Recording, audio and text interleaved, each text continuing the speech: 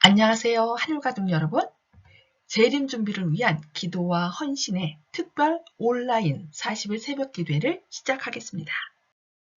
오늘은 네 번째 날로 너희 안에 계신 그리스도에 관하여 공부하겠습니다.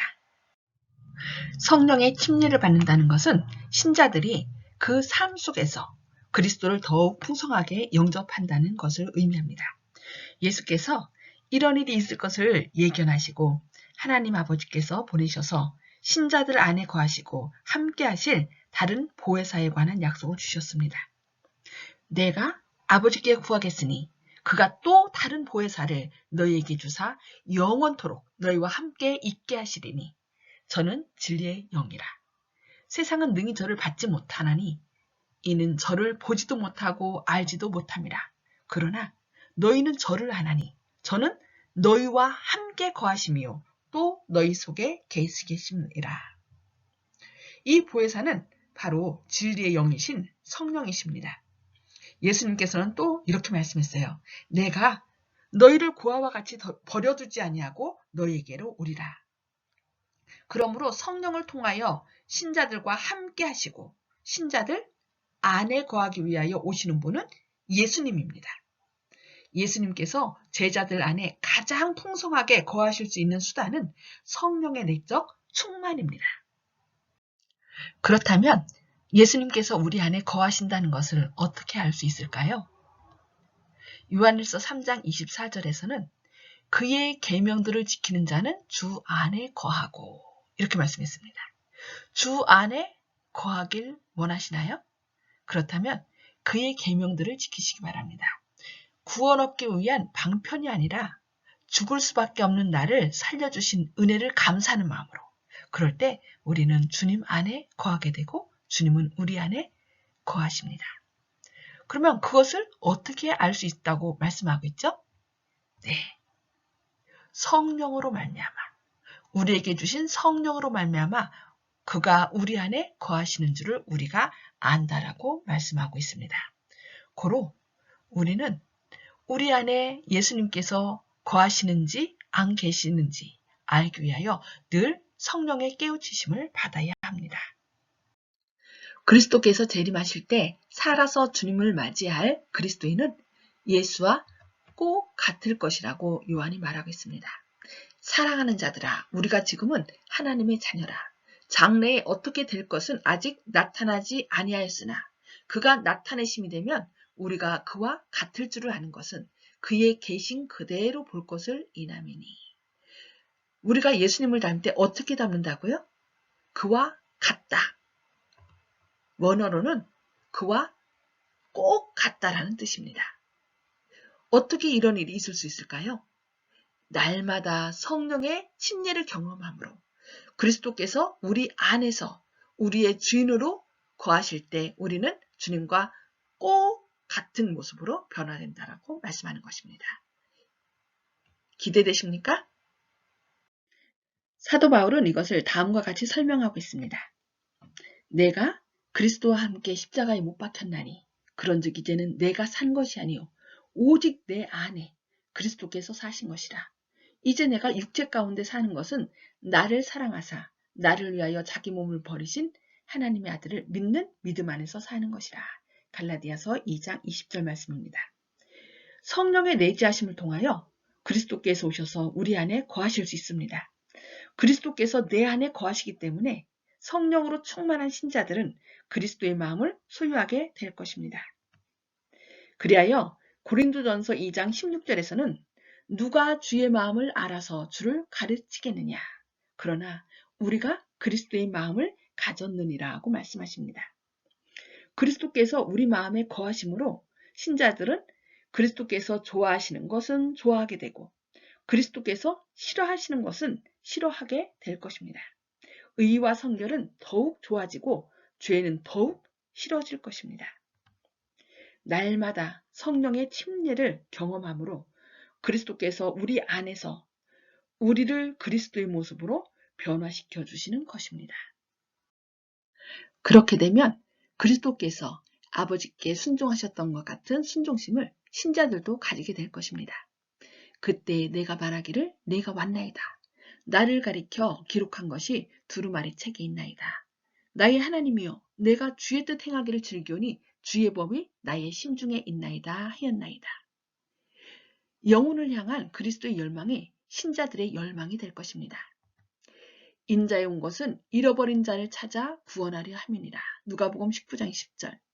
한 영혼이라도 구원하고자 하는 예수님의 간절한 열망이 여러분의 마음이 될 것입니다. 그리스도인들에게는 자랑할 것이 아무것도 없습니다.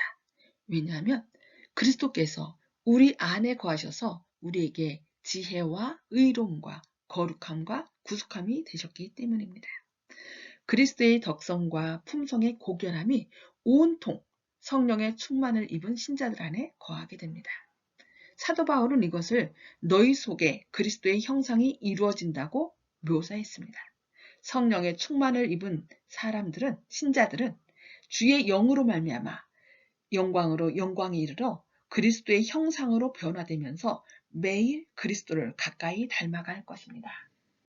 그리스도의 품성이 신자들 안에 온전히 개발되는 것은 성령 충만을 통하여 신자들의 삶에 그리스도께서 거주하심으로 말미암아 일어나는 현상입니다. 성령을 영접할 때 그리스도와 함께 성령의 열매까지 받게 되는 것입니다. 사랑과 희락과 화평과 오래 참음과 자비와 양선, 충성과 온유, 절제. 성령께서 신자들의 삶을 확고부동하게 사로잡으면 이런 아름다운 성품의 열매가 신자들의 삶에 보다 풍성하게 드러날 것입니다. 이처럼 신자들이 성령의 통제하에 들어갈 때 신자들은 모든 면에서 예수와 같이 되는 것입니다. 또한 성령의 침례로 말미암아 그리스도의 약속, 곧 신자들이 그리스도께서 행하신 것과 같은 일을 하며 오히려 더 큰 일을 할 것이라는 약속이 성취될 것입니다.